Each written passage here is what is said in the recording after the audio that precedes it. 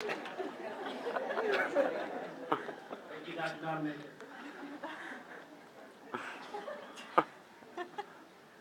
Good afternoon, and welcome all family members and friends that are here to watch us graduate today. I wanted to start by thanking everybody that has helped me get here today and gave me this glorious honor of talking at graduation. I want to start by thanking my parents, Dr. Patla, Dr. Paris, all the faculty, but most importantly, my fellow colleagues. It's a beautiful sight standing up here, seeing you so well dressed in your robes. I thought Hugh Hefner was the only person that get away with wearing a robe at 5 in the afternoon. But for those of you who know me, you know that I've kind of been a work in progress when it comes to professionalism. I was routinely mistaken for a prehistoric caveman. From unkempt, shaggy hair to having to combine 2 holy shirts to combine as one acceptable appetite. It's been quite the long journey for me to become the therapist I am today. But my fellow classmates have decided to look past my primitive behavior and give me this honor of speaking at graduation. I appreciate that. So I thought long and hard about how I would deliver my speech today, and I ultimately decided that I would build the schema of all schemas to you this journey we call PT school. So we showed up the first day, all bright-eyed, bushy-tailed, ready to stretch, strengthen, and unsequestrate all those happy little nuclei, only to be brought back down by the wall otherwise known as the brachial plexus. Week after week, we struggled to understand things like, why does the foot have so many bones? Or, let me look at this. Why the heck can't calcium just can't couple to something?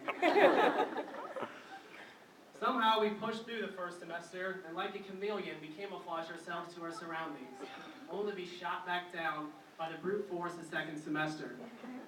It was a difficult task trying to follow Dr. Chase's tangents, trying to adjust ourselves to the smell of formaldehyde in the cadaver lab. And although we made it, it may have been for a different story had it not been for Miley Cyrus and her inspirational masterpiece, Party in the USA. Everybody always told us after second semester it would be smooth sailing. And it was smooth sailing, all right. Right into the center of Poseidon's wrath. I put so many all-nighters third semester that my hippocampus was swollen. Aside from all the studying, third semester also presented us with the challenge of public speaking, which put most of us in front of the class as scared as a rat being dropped into a snake pit. Through all the chaos, though, of the group's project showed one little diamond in the rough.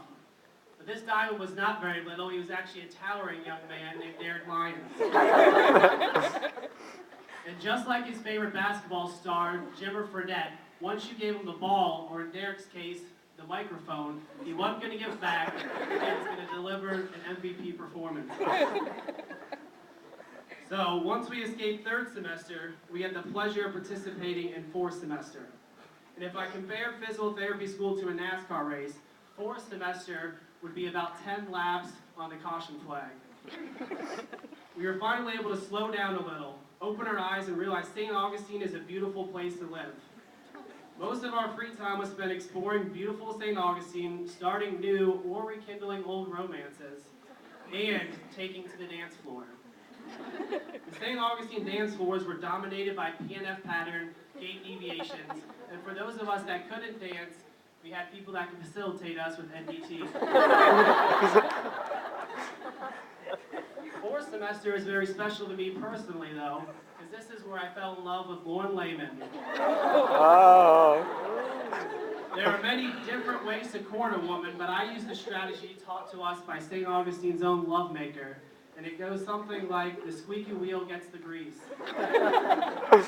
Anyhow, aside from the dancing and romance, fourth semester gave us the first opportunity to go into the clinic and to remind us why we came to PT school in the first place. Our internships allowed us to assimilate our 4 semesters of knowledge into real PT plan of cares. Working with the patients and following their progress motivated many of us and rejuvenated us to return to St. Augustine ready to attack the ankle and Patless family picnic. The transition from fourth semester to fifth semester was about as backbreaking as a PA glide from Thrusty Dusty. We returned back to St. Augustine with what we thought was a lot of clinical knowledge, only to be blindsided by Pat and her darn Matrix. But just like Keanu Reeves, we conquered the Matrix. But unlike him, we actually had work left to go through. So just when we were about to swallow that blue pill, we passed our spinal oral exams and moved on to the next semester. Sixth semester couldn't have come at a better time to most of us. We were all sent to different locations in order to complete our 2 8-week internships. Sixth semester was when we finally got to remove our training wheels and ride that new 5-speed.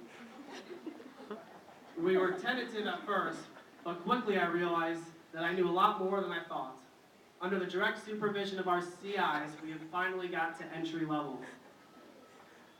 Following our internships, we returned home to St. Augustine ready to seize our diplomas. All we had to do was yell, kick, scratch, and bite our way past the exit exams and mesmerize our professors with our case reports. Or as a case study. Case report. Once we made it past those thrilling challenges, we knew it was our destiny to be here today. And to celebrate, where did we go? You guessed it, the St. Augustine dance floor. We had Heather tag PRNing as a professional karaoke performer at her rendition. I whipped my hair back and forth. And Amanda Gelsomino rolled more dice than a Las Vegas casino. So the schema escorted us through our wild and crazy 7 semesters.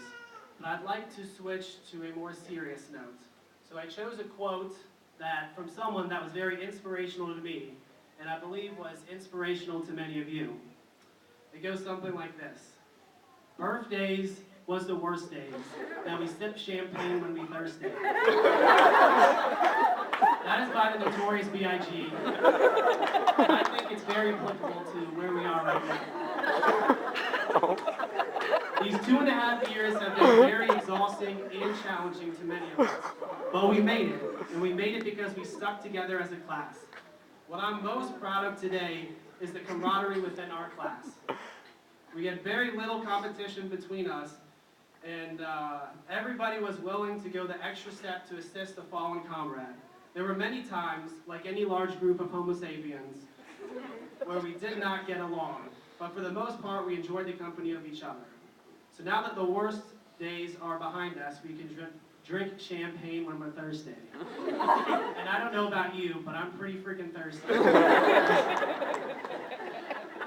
To our parents' relief, many of us out there have a wonderful, high-paying jobs lined up. I'm sure that every one of you is going to be a great clinician because I've seen what you can do inside the classroom and out. Wherever your butterfly wings take you, don't forget St. Augustine's root, and especially don't forget all the friendships you have made. So all that I ask from you is when you're drinking champagne, to pour a little out for your homies and remember each other. And I'd like to conclude this speech by giving some words of inspiration to any St. Augustine students that have not graduated. PT school is so easy, even a caveman can do it.